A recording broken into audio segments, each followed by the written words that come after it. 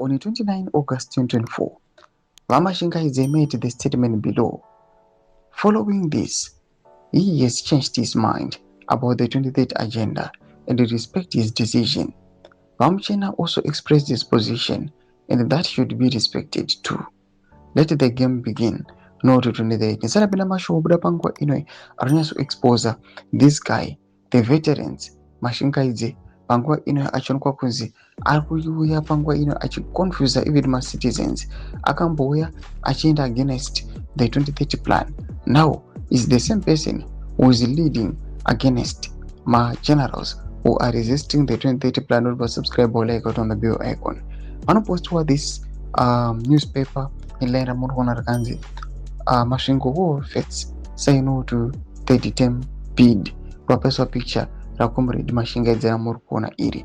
This is August 2024. Rakabuda Rakajungo Kanzi. All veterans in Mashingo have resisted President Mnangagwa's 30-term bid, calling for him to respect the constitution by leaving office at the end of his second term in 2028. Speaking to ZVAITWA News, one war veteran, Western Ezra from Mashingo, said it was unfortunate that some people were misleading the president, asking him to break the constitution. He said those pushing for the third term were mad and he should think again before they force for the president to break the constitution.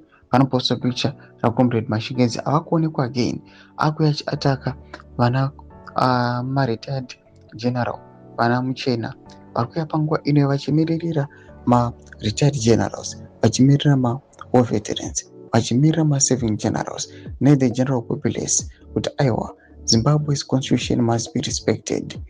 They are against these constitutional amendments.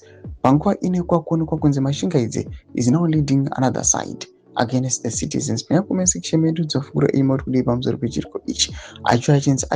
You made your own decision. Respect also when comrade Muchena said decisions. So subscribe or like, hit on the bell icon.